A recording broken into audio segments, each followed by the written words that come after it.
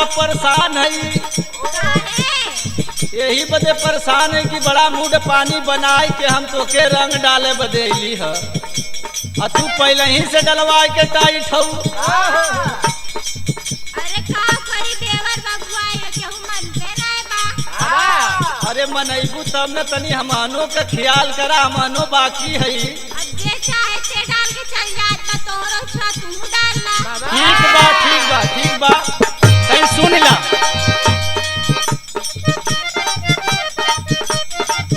भौजी होली में चोली रंगाई हालू